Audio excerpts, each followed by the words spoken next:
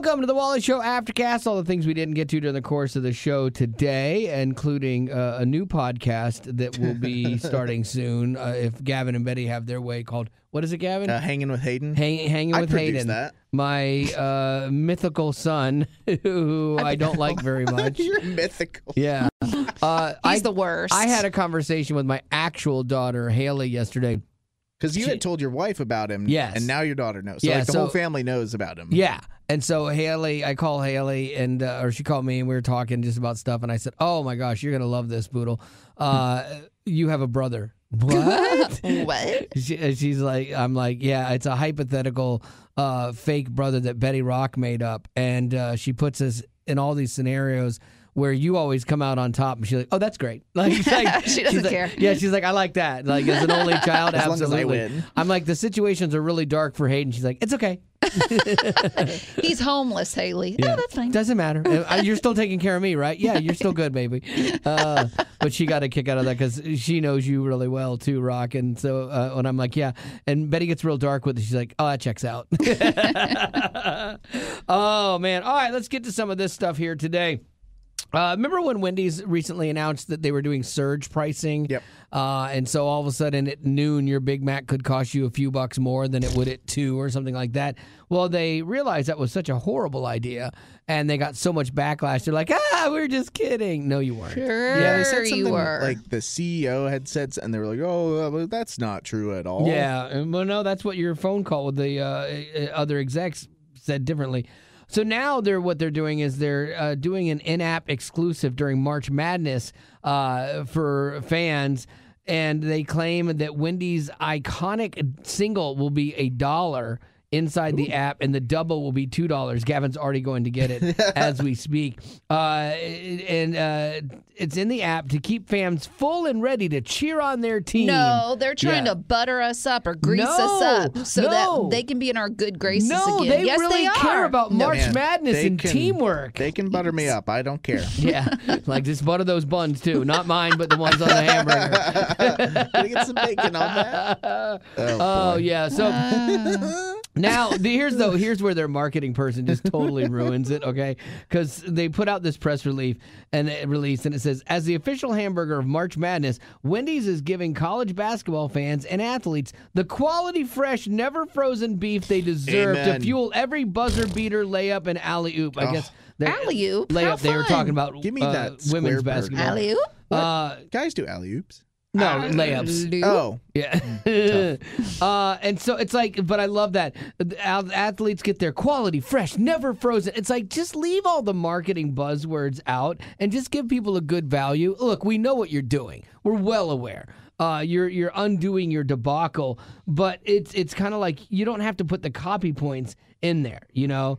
I always wonder how much they lose on things like this, though. Like when they do, like you get $1 every time, you know, the Predators score, you get a free burrito or whatever. You know, like when they do these promotions. So they offer a hamburger for $1. Are they losing money on that? Is it a lost leader to get you in the door to buy other things? Is it a break even? Or even at $1, are they still making a few bucks on it? Because they buy everything in such bulk.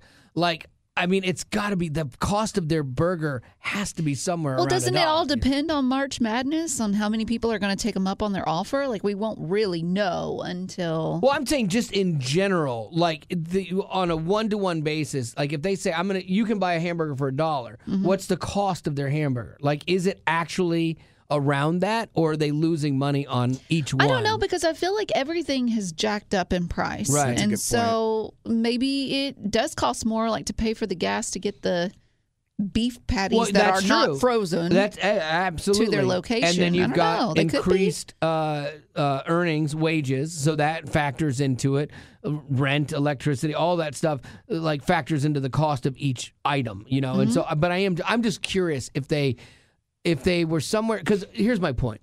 Like, let's say that they are not losing money. Let's say it's a break even. Okay, so this is $1. So why could you not then be a human and be a good human and sell that same burger for $4 and make $3 profit on it? Why do you not do that? Why do you sell that same burger for $9? You do that because everybody else is going, hey, we can totally hose society and make money because everyone will put. We keep putting up with it.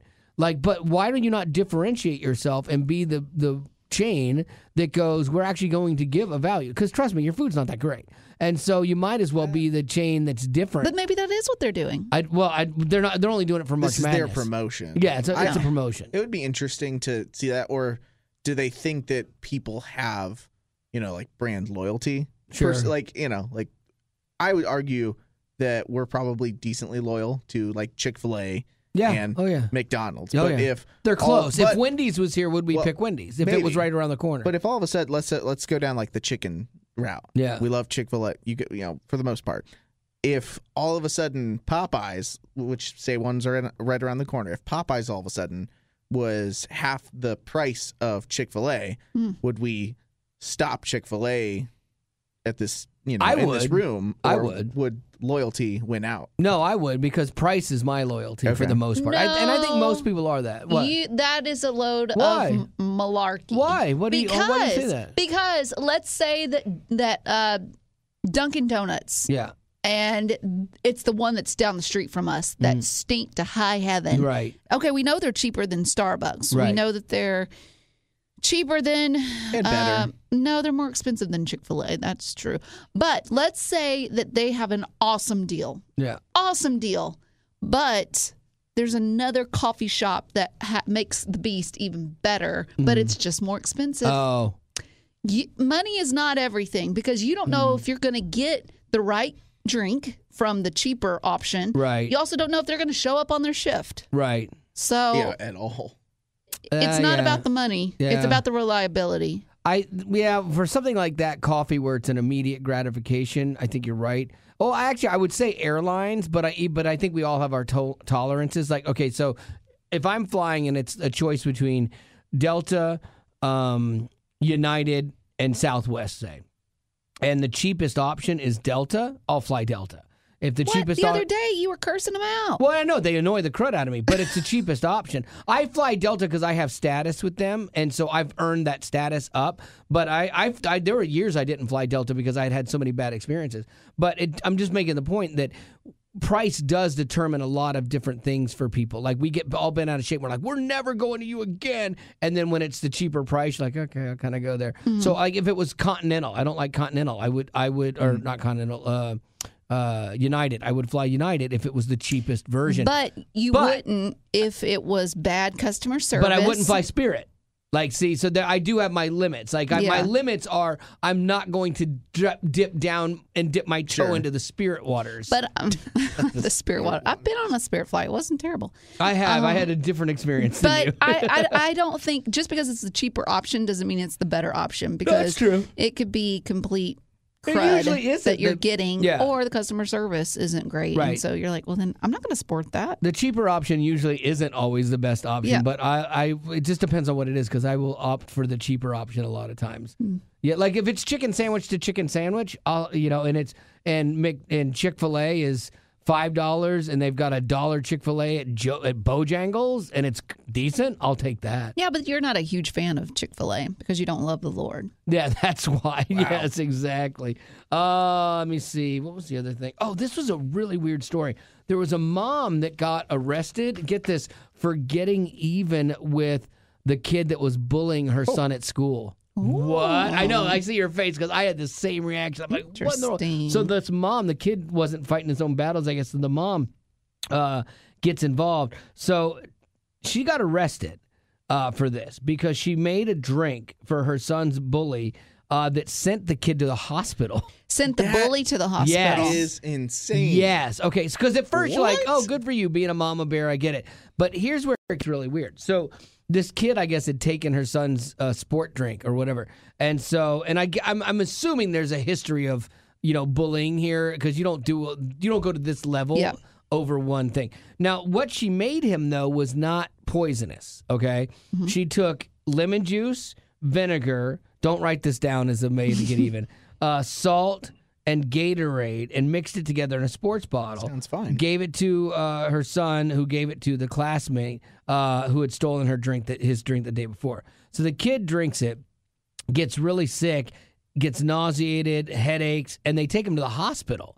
you're like, that's real. That must have been super sick, because usually when you get sick at school, what's the first thing they do? They call your mom. And your mom comes and gets you. Or they give you an ice pack. Yeah. So for them to send him to the hospital, like, he had to be experiencing some distress. I you thought know, you were going to say there was like X-Lax in this. No, like, I thought that too. I was like, that would be terrible and gross. Okay, before we make any judgment calls, yes, hold on to judgment. Judging? I would like to know, what did the mother do before all of that? Correct. We don't know. Did she reach out to the school? You're right. And did the school say, well, we haven't seen any bullying, or, well, we hear you, but we're going to just try and correct him with trying to redirect him. We're using positive words. Yeah, and then it keeps happening, and then your kid keeps coming home in tears. Okay, and then you tried to, let's say, reach out to the kid's parents, and still nothing is happening. I'm not saying you should poison a kid. Sure. I'm not saying that. And none of it was poison.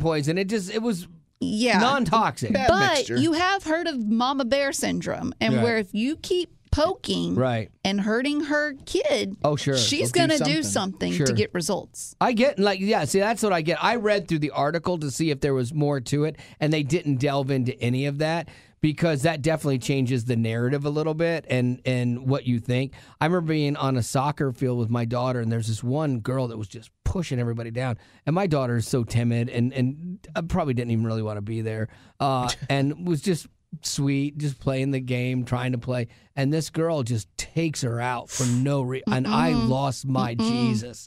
And this is before Jesus, too. So I'm on the sideline, and I scream, no, and I they're like scream things that children should not hear, and I am going towards the field and like being restrained in the middle of the game. Yes, because I have lost it. Where's Marty in this situation? I don't even remember. I went blind. I have no idea. Was the kid's parents there? I have no idea. Oh, I just know I was going nuts and was headed towards the field. Yeah, and then I had another kid that kicked her in the head. Oh my God!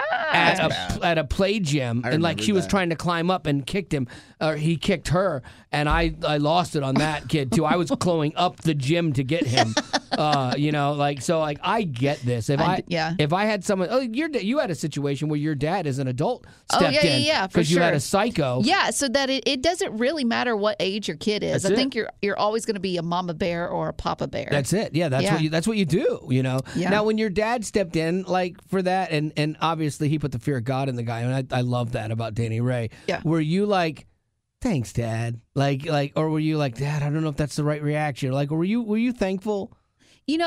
Looking back, I'm kind of surprised it wasn't worse than it was. Yeah. Because my dad did rein himself in. Now, he is a saved man. Yes. But there was a creeper, and my dad decided to get involved. Yeah. And the guy was so scared of my dad that he called the police on my dad. Good. That you know what? That's the balance of power. My dad did threaten. Good job. My dad did have to threaten a few things, but it did make me feel loved and cared for and safe. Yeah. Yes, that's what women want. They want love and safety. Yeah, and so same. But what I would Haley's a good protector, security, right? But I would say that I'm surprised it wasn't my dad. I'm surprised my dad was able to rein it in. It didn't escalate. Yes. Yeah, that is good. That he didn't actually show up on the premises and but he didn't. Yeah, that's good. That's good. That's he just used his words. That's restraint, and they're very powerful. It is interesting though, because in your case, it was he threatened an adult man, and Wally was charging kids on a soccer field. A 5-year-old girl. Yeah, but I was gonna win that one. Yeah, you were. Oh my gosh.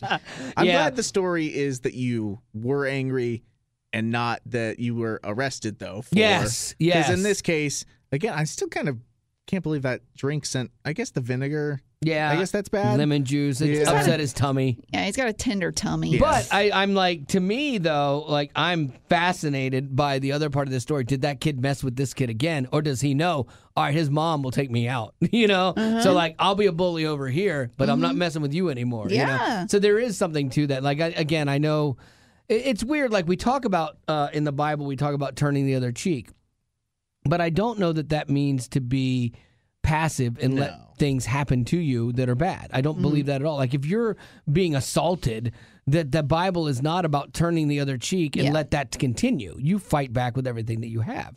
But the concept of turning the other cheek was actually designed to heap embarrassment on the other person. Like that. I'd never known that before. And I used to go to a really good church that broke down the context of things like that, and I loved it. What? He said I used to go to a really good church. Oh no! That's what I meant. It was shout out to Jeff. No.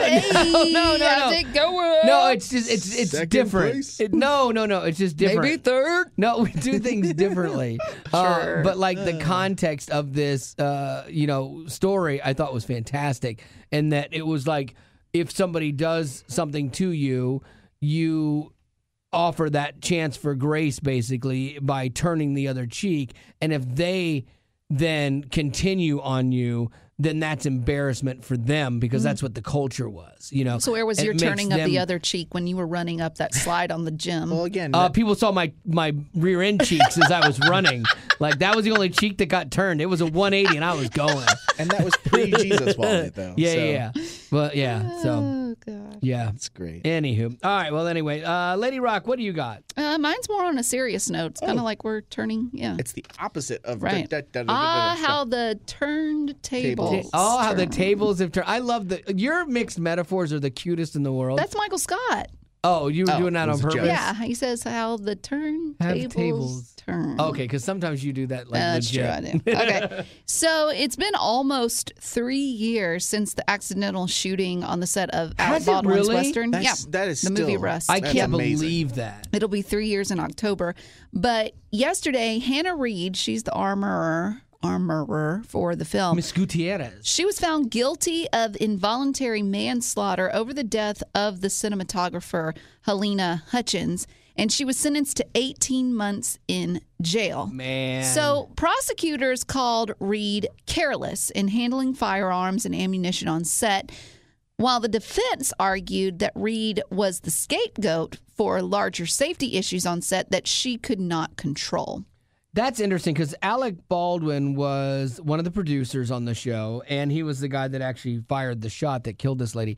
He will walk away scot-free. Mm-hmm. Like that is the economy of how we do things. Is wealthy people have better lawyers, and there'll be nothing for him. I thought they did a civil trial though already, and I think he came out okay on that. Well, too. Baldwin is set to go to trial in July for the same charge, the involuntary manslaughter, but he has pleaded not guilty. Yeah, so we're gonna see.